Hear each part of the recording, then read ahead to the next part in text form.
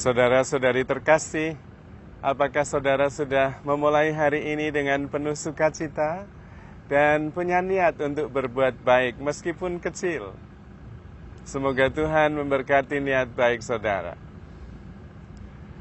Saya seringkali bertemu dengan banyak orang dan banyak mereka yang curhat atau sharing atau berbagi pengalaman. Banyak juga di antara mereka yang mengeluh. Macam-macam alasannya mengeluh. Suami saya egois, Romo. Dia mikir dirinya sendiri, gak pernah memperhatikan saya dan keluarga. Selalu mau menangnya sendiri. Tidak bisa mendengarkan segala macam. Saya merasa tidak dimengerti, bla bla bla bla. Ada juga yang mengeluh tentang istrinya.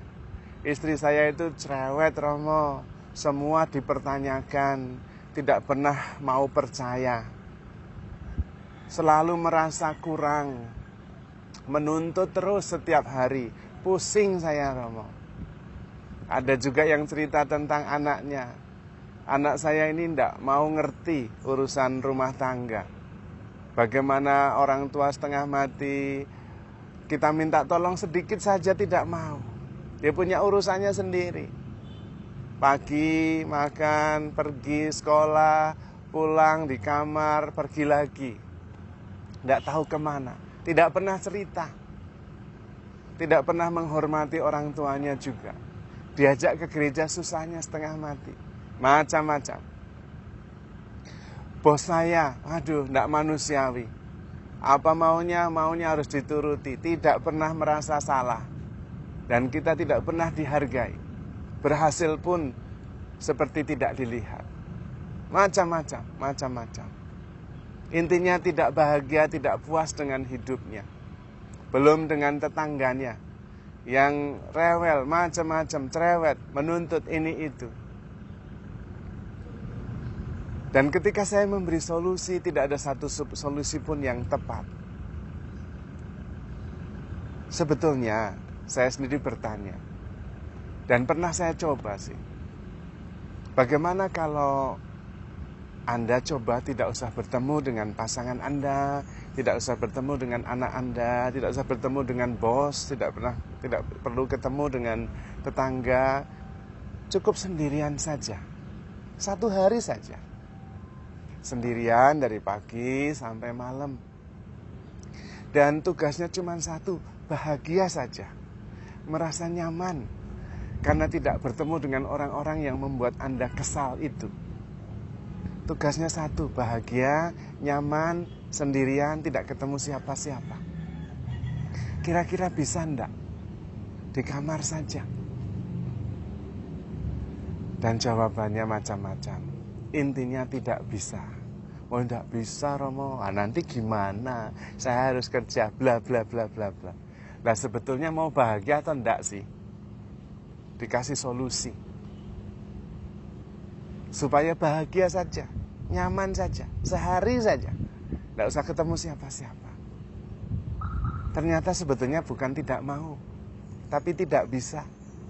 Bahkan ketika sendirian di dalam kamar, tidak ketemu bos, tidak ketemu pasangan, tidak ketemu anak, tidak ketemu tetangga, tidak bahagia juga. Jadi sebetulnya sumber bahagia itu yang di luar sana atau di dalam diri sini. Sebetulnya kalau kita bisa sendirian, tenang, bahagia, nyaman dengan diri sendiri, dengan siapa-siapa ya nyaman. Karena sumber kebahagiaan itu bukan apa yang ada di luar sana, tetapi apa yang ada di dalam sini. Ketika kita jatuh cinta, itu apapun yang terjadi di luar nggak masalah, tetap berbunga-bunga. Karena sedang jatuh cinta, sedang penuh cinta. Tidak lagi banyak pikiran. Yang dipikirkan cuma satu, yang dicintainya. Fokus energinya untuk itu. Karena itu dia bisa bahagia. Yang terjadi apapun seperti tidak ada apa-apa. Dunia itu seperti milik berdua. Nah sebetulnya yang membuat kita bahagia itu ya diri kita sendiri. Proses batin yang ada di dalam ini yang membuat kita bahagia. Kalau kita bisa bahagia, bisa nyaman, dengan diri sendiri, mempunyai pikiran yang luas, tidak semuanya dipikirkan, tetapi semuanya dirangkul, dinikmati, disyukuri. Ya kita bisa bahagia dengan siapa saja. Sendirian pun, tidak buat apa-apa pun bisa bahagia. Karena bahagia itu bukan masalah melakukan sesuatu, tetapi proses batin yang terjadi di dalam. Ketika kita penuh cinta kasih ya bahagia. Ketika kita penuh syukur ya bahagia. Karena itu dalam doa syukur agung setiap kali merayakan Ekaristi, kita selalu menyatakan dengan jelas, sungguh pantas dan benar, layak dan menyelamatkan, bahwa kami selalu bersyukur kepadamu. Dimanapun juga, kapanpun juga. Nah kalau bisa begitu ya bahagia.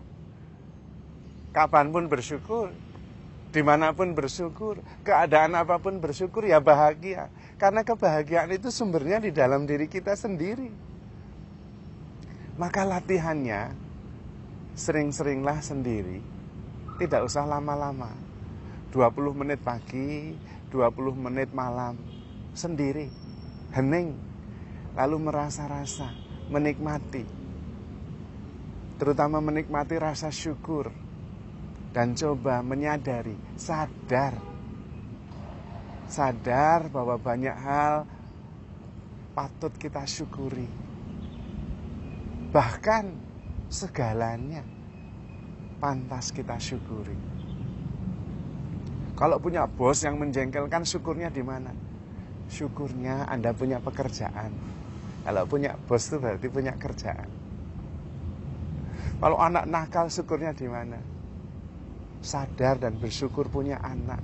Banyak orang tidak punya anak. Kalau pasangan menjengkelkan, syukur.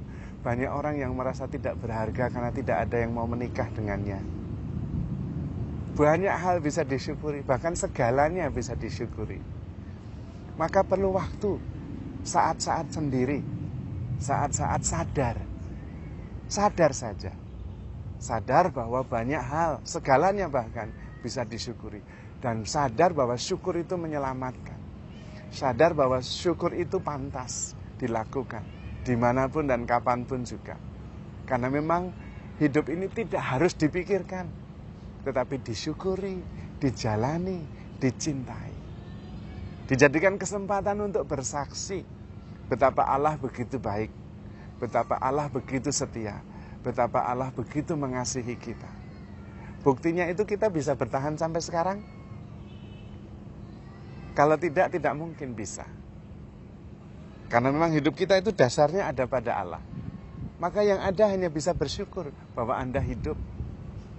Yang ada adalah bersuka cita bahwa Anda hidup. Apalagi mempunyai banyak hal. Maka saudara-saudari terkasih, handle yourself with God. Because you are loved. Tuhan memberkati.